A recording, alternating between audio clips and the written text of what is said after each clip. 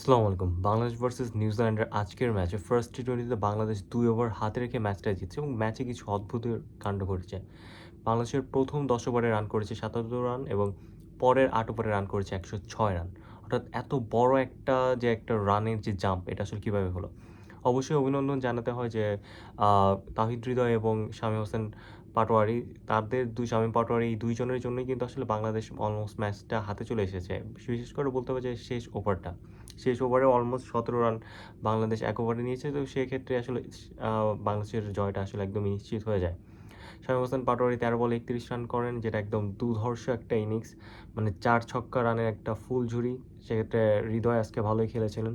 ২৭ বলে ৩১। যদিও হৃদয়ের আগের ইনিংসে কিন্তু অনেক বেশি সমালোচনা ছিল যে লাস্ট ওডিআইতে হৃদয় কিন্তু আ জিত ম্যাচের সিনারিওটা কিন্তু অন্যভাবে হতে পারত। বাংলাদেশ মাত্র ২৬৫ রানের মধ্যে তিনি প্যাকেট করেছেন। কিন্তু হৃদয় যদি ফুললি সাপোর্ট করত সেখানে বাংলাদেশের রান কিন্তু অলমোস্ট ২৮০ বা ২৯০ হয়ে যেত ইজিলি। কিন্তু হৃদয় নিজে ব্যাট না রেখে তিনি কিন্তু তার যে লোয়ার অর্ডার ব্যাটসম্যান অর্থাৎ শরীফুলকে, মুস্তাফিজুর রহমানকে ব্যাট করে দিতেছেন। বোলারদেরকে ব্যাটের সুযোগ করে দিতেছেন। ইভেন তিনি শেষ ওভারে সিঙ্গেল দিতেছেন। ৮ উইকেট ৯ কিংবা ১০ নম্বরের আ ব্যাটসম্যান যখন মাঠের মধ্যে এবং তারা কিন্তু একদম বোলার। তো তাদেরকে সুযোগ দেওয়ার জন্য কিন্তু হৃদয়ের এই সমালোচনাটা হয়েছে। কিন্তু আজকের ম্যাচটিতে তিনি কিন্তু সমালোচকদের যথেষ্ট আ মুখে প্রায় ঝামাঘষি দেওয়া যায় বলা যায়। তিনি ২৭ বলে ৫১ রানের একটা ঝড়ো ইনিংস খেলে এবং বাংলাদেশের জয় এই ইনিংসটা আসলে খুবই গুরুত্বপূর্ণ ভূমিকা পালন করে এবং শামীম হোসেন পাটোয়ারিকে না আলাদা করে বললেন না। তিনি যেদিন জ্বলে উঠবেন তিনি আসলে জ্বলার মতো করেই জ্বলে উঠবেন।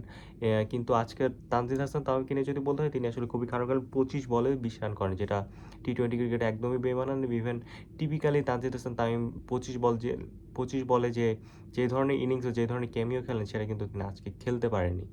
আজকে ইভেন তার ওডিআই স্ট্রাইক রেট কিন্তু এর থেকে বেটার থাকে। আজকে জানি না তার আসলে কি হয়েছে এবং একটা জিনিস বলতে হয় যে নিউজিল্যান্ডের যে সমস্ত বোলাররা তারা যে স্টাডি করে নেমেছে, ইভেন তানজিদ হাসান তামিমের দিকে যে তাদের বিশেষ এক ধরনের নজর ছিল এটা কিন্তু বলতে হয় এবং সাইফ হাসান কিন্তু বরাবরের মতো আজকেও ব্যর্থ। টানা ২-৩ মাস ধরে সাইফ হাসান কিন্তু ব্যর্থ হয়ে চলছেন। তার প্রাইম টাইম ১ মাস।